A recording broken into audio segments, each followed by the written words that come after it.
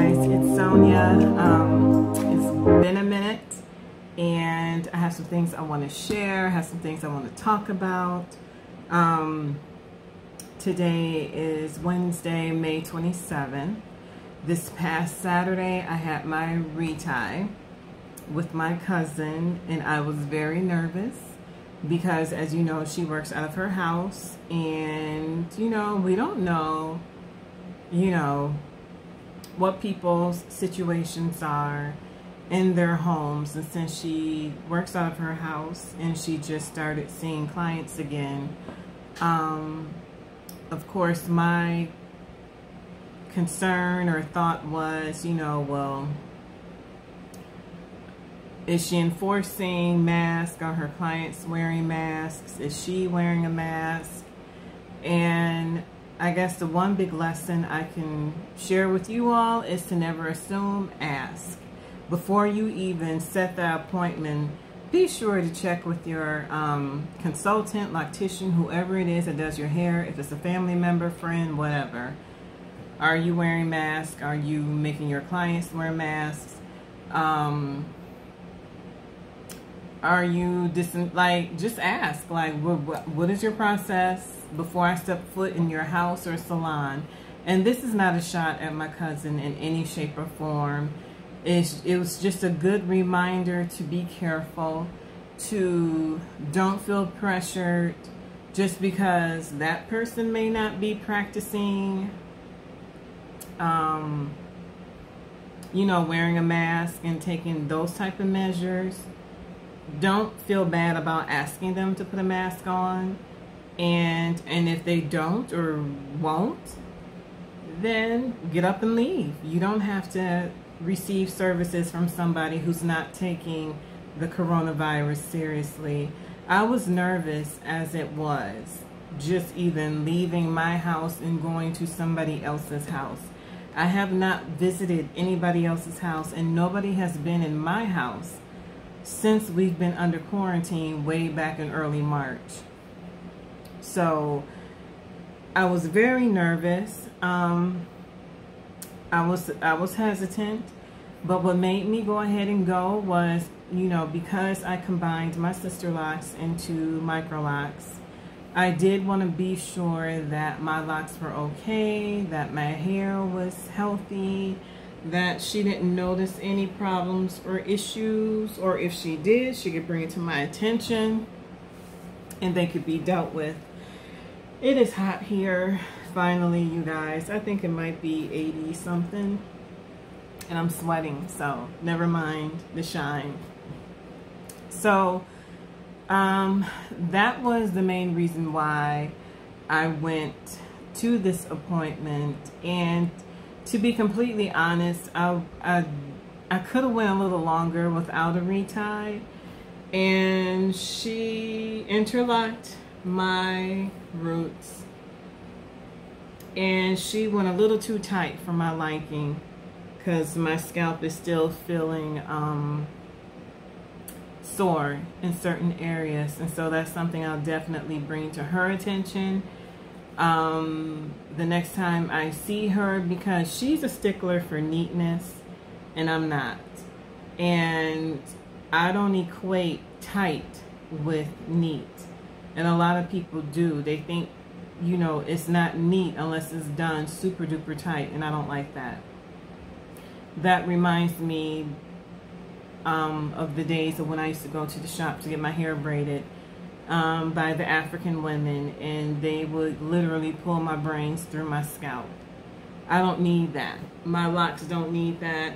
And honestly, now, you know, because I don't have sister locks anymore, I'm okay with my hair looking fuzzy. I'm okay with my hair growing outside of my scalp. And look, I'm looking scalpy right now because she snatched up every single loose hair, and it's still, my scalp is, it just feels tight in certain areas. So anywho, so there's that. I also finally decided to incorporate aloe vera and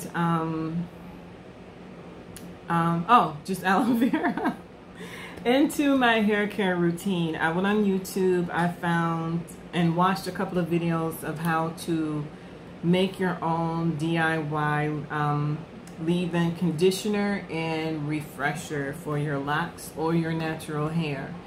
So, you know me, I like simple, I like simplicity, I like easy. So I found, I mean, all the recipes were easy. Really all it is taking the aloe vera plant or leaf, and I bought this from Walmart for $1.37, I think. I also noticed that, who else has this? It was another grocery store, in my local area that also sell these, but Walmart has these. Some of them, not all of them. So you just have to check your area to see which ones has them. But I did find them, and you just take the aloe vera leaf, you cut it, wash it first. Make sure you wash it. Cut it in like 3 or 4 sections, and make sure you cut off the prickly points, and you just basically scrape out all that meaty goodness, and you put into a blender, and you blend it until it's frothy and liquidy, and then from there you just add your favorite oil, organic or essential or both. And for me, I added my apricot kernel oil and organic, and I also added some essential oils like rosemary and tea tree, and I think a little lavender, or did I add, I can't remember, and some vitamin E. And so I shook that all up. I also added some distilled water to it, so because I did want it to be, like a spray. And then I put that in my spray bottle. You can store it in your refrigerator for up to 2 weeks, and then you will have to throw it away because it can and will go bad. And then you just make you another batch. And also about this spritz, you want to be sure that you give yourself time to see how your hair reacts to it. I used it after washing my hair, and I loved it. It made my hair soft. My hair felt really light and moisturized.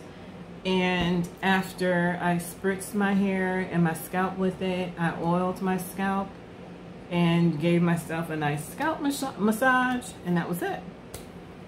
I also bought this aloe vera to also start using it on my face because it has so many health benefits. It has so many vitamins and good stuff.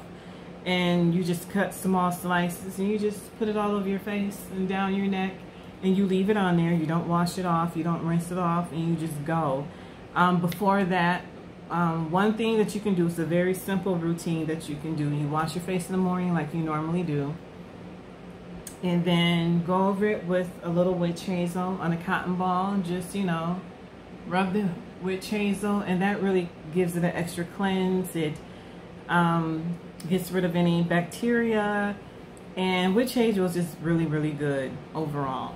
Then you take your slice of aloe vera and just rub it all over your face as like your final moisturizer, face and neck, and that's really good benefits. So those are some things that I've kind of incorporated into my hair care routine, my skincare routine. And my skincare routine is just pretty simple. I wash my face every morning with plain white unscented Dove soap. I've been doing this for years. My mom's been doing it for years, and it just works. As you can see, I don't have any blemishes. These are moles inherited from my mom's side. All the women, we all have them, basically in the same area, like on our cheek and around our eye. And otherwise, and then I moisturize with my homemade mango butter. And before that, I used to use 100% cocoa butter because that's what we grew up on. That's what my mom always bought. That's what she always used on us. It was either the 100% cocoa butter or Vaseline, and that was it. And as you can see, it worked, and I continue to use it. At some point in my 20s, I used to use oil of Olay, only because I saw my mom use it, and then I just stopped. and I went back to using 100% cocoa butter on my skin, and that's it. I don't have, I don't buy expensive creams or anything like that, and yeah, I just never did. I don't, my skin is sensitive and it breaks out easily, so that plays a huge part in why I'm so hesitant to use, you know, a lot of products, and I'm very hesitant to try a lot of things because my skin breaks out so easily. It's very sensitive. And I have typically dry skin. I don't have oily skin. I never had issues with oil or anything like that. If anything, my skin needs that oil, and I know a lot of people couldn't handle, their skin probably can't handle mango butter. And then I also put in castor oil and sweet almond oil and vitamin E and frankincense and some other essential oils.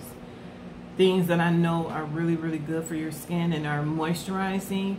Apricot kernel oil, I mention that a lot because it's extremely moisturizing for your skin and your hair. So I'm always using that in whatever I make. I also wanted to talk about, I kind of touched on it earlier as far as me being okay with my locks not being so neat with, I mean, my hair grows outside of the parts. I really don't call this a grid, even though it's been neatly done, and my sister-in-law, you know, she was real good about making these parts, you know, even and neat and stuff, but my hair grows outside of that, and when it gets bushy at the roots, that's just what it is. I can't control that. I can't change that. I did decide, after getting my hair retied this past Saturday, I did kind of decide that we made a schedule, we made an appointment for 8 weeks, if I'm not mistaken, so that puts me early July for the next retie. But I may push it out even further just because I don't have sister locks anymore, and my hair is no longer, I don't have the small teeny tiny locks where you'd have to worry about thinning if you go too long without a retie. So I've decided that I'm gonna do the watch and wait and see how my hair looks, see how everything looks, my hair, my scalp, see what my hair needs, and I'm just gonna wait it out, and I'm gonna push out my reties as long as possible. So I haven't told my cousin this yet, but I will communicate this with her very soon, that, you know, especially when that time gets close, when it gets close to July, I'm going to make sure I let her know that, especially if my hair still pretty much looks good, and you know, I'm just gonna push it out. I'm not gonna be in a rush to go back and get reties so often. So today I got up, I misted my hair real good, I oiled my scalp, I gave myself a really good scalp massage, and I oiled my scalp really because it's still feeling tender from this retie that was too tight, and it's starting to itch. You know, when your hair is pulled or when you get braids and it's super tight and it goes from hurting to itching, that's kind of where I am with it right now. So I think what I really need to do is spritz my scalp with some tea tree oil and water, and hopefully that'll calm down the itching. But that's pretty much it. I hope you guys are getting the help you need as far as your reties. I know a lot of places have opened up, some salons have opened up, and if you've seen your consultant, let me know how that experience was and what steps they took, protective steps did they take to ensure that you're safe, they're safe, and all that good stuff. I'd be very interested to hear.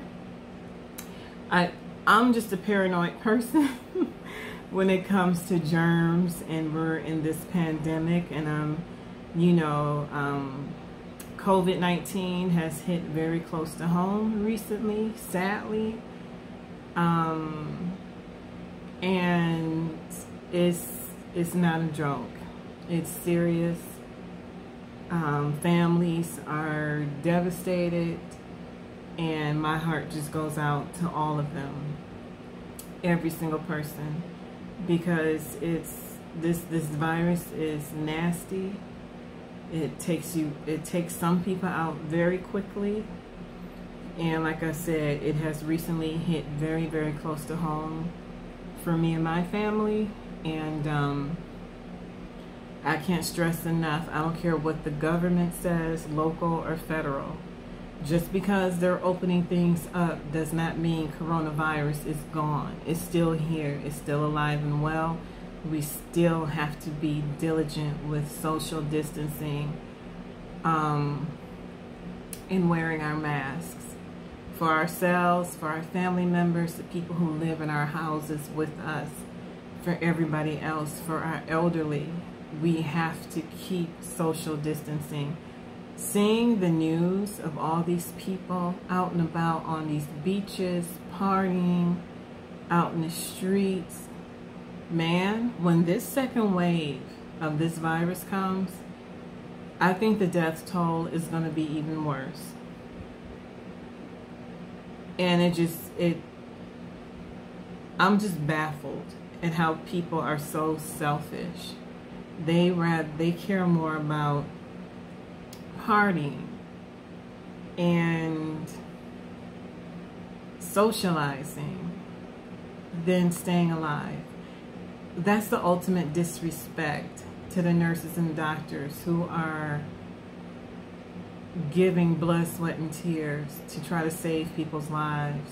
And you know, your thank you to them is to go out and party and be on top of each other at the beaches and in the streets. It's ridiculous.